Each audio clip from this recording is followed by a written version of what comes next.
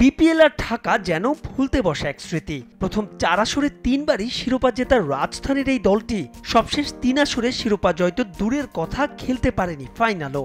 গেলবার তো 12 ম্যাচে মোটে 1 জয়ের রেকর্ড গড়েছে টানা হারের। তবে এবারের প্রেক্ষাপট ভিন্ন। নতুন মালিকানায় ফ্র্যাঞ্চাইজিটি গড়েছে শক্তিশালী দলে। ড্রাফটের পরে কোচ হিসেবে নিয়োগ দেওয়া হয়েছে বিপিএল এর অন্যতম সফল কোচ খালেদ মাহমুদ সুজনকে। তাই তো এবার ঢাকাবাসীর স্বপ্ন দেখছে নতুন করে। অলরেডি লোকাল প্লেয়ার প্রায় 11টার মতো লোকাল প্লেয়ার নেওয়া হয়ে গেছে, 10টা ফরেন প্লেয়ার নেওয়া হয়ে গেছে, 21টা প্লেয়ার অলরেডি হয়ে গেছে এবং 10টা ফরেন প্লেয়ার আসা যাওয়া করবে।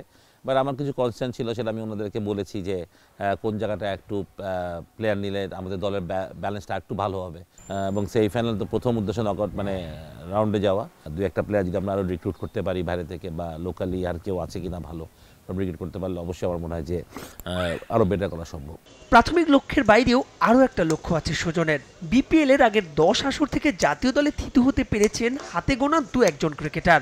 এবার তার দলে থাকা হাবিবুল মুকিদুলদের করতে চান আগামীর জন্য, দিচ্ছেন ফ্রি খেলার লাইসেন্স। আমরা খালি একটা বিপিএল টুর্নামেন্ট নিয়ে অনেক বেশি, এটা খুব অল্প সময়ের জন্য হয় এবং তার ট্রেনিং মানে T20 ট্রেনিং বলতে কিন্তু আমাদের কিছু হয় না। কিন্তু যারা খুব ভালো ক্রিকেটার তারা খুব তাড়াতাড়ি মাইন্ড সুইচ করে ওই ফর্মেটে চলে যেতে পারতো। যারা আসতো তারা ধরেন ওই মারার চক, মানে যে ওই T20 মানে মারতে হবে, এই তাহলে গিয়ে ফার্স্ট সেকেন্ড বলে আউট হয়ে গেলে তখন এই 2-3 ম্যাচে রান্না করলে টিম ড্রপ করতে, এই জন্য আমরা কোনো সময় একটা প্লেয়ারকে ডেভেলপ করতে পারিনি।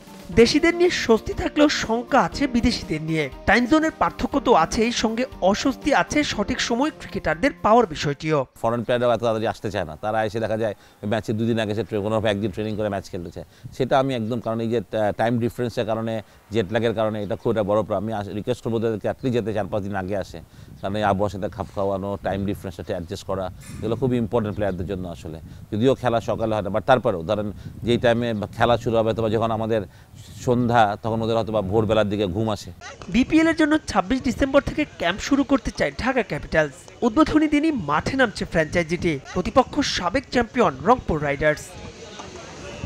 মাহবুব রিমন, সময় সংবাদ, ঢাকা।